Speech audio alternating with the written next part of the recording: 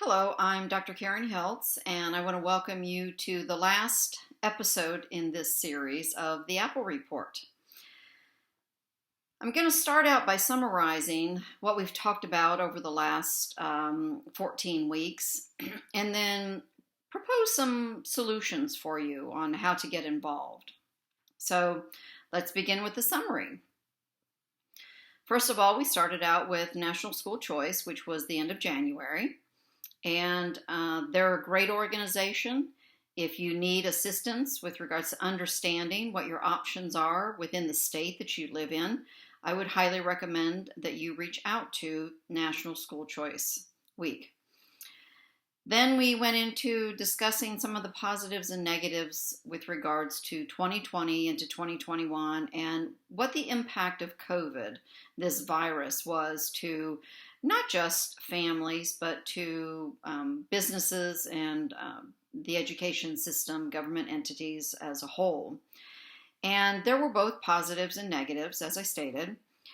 And then we move forward into education and then looking at what the current administration, because 2021 brought in a new administration, and they, during their campaigning, were not very favorable to charter schools. And so now we'll see how they change or encourage states to change their legislation and their policies and the requirements as they pertain to charter schools.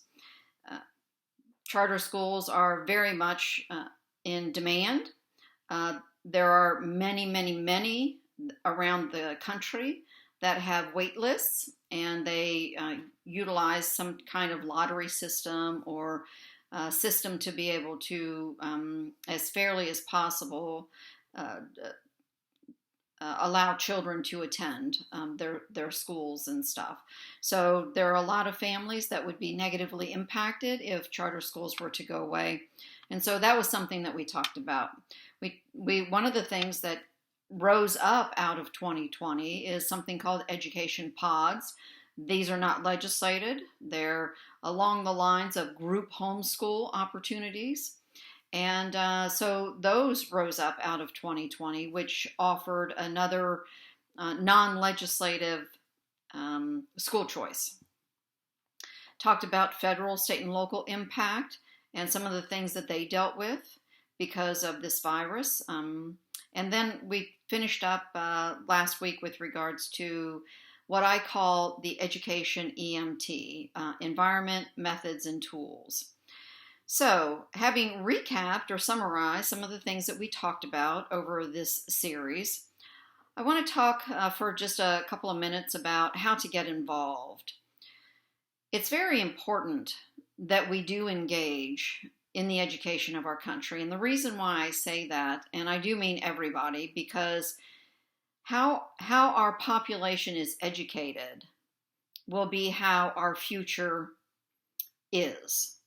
Remember, the children who are in school today, K-12 and college, they are the future politicians, the future doctors, the future financial professionals, business owners, and so on and so forth. So we do need an educated populace in order to have a robust and confident society and financial system.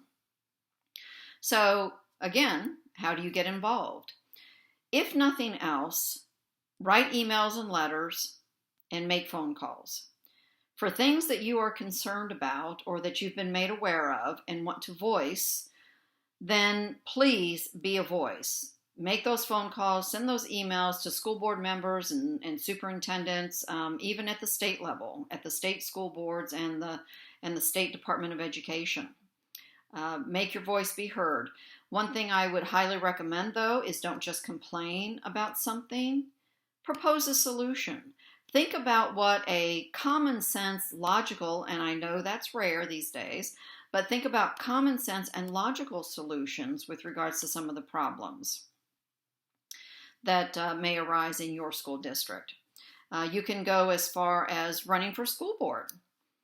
Don't think that you have to be have a college degree or be experienced, having worked in like the education system. That's not necessary to sit on a school board. And in fact, sometimes I think that that may be a hindrance, because if you continue to hire people from within the system or vote people in from within the system, then you perpetuate the status quo. So I'm in favor of having a mix of backgrounds, people with different backgrounds and experiences. So consider running for local school board. You can also form and organize and form groups within your district, within your community, to focus on specific issues. The education issues are very broad. They can seem overwhelming at times, but focus on an issue and work on working with school board members and your legislators, and help promote positive, constructive solutions to issues that plague your district. There again, the main point here is to, again, get involved. Don't sit on the sidelines. Don't wait for someone else to do it, but get involved. And there are organizations out there, if you choose to run for office. There's organizations like Leadership Institute and Freedom Works. They are very involved with regards to helping people run campaigns, how to get involved, and what you need to do in order to become a candidate. So highly recommend those. So that's it for this series, and thank you for listening.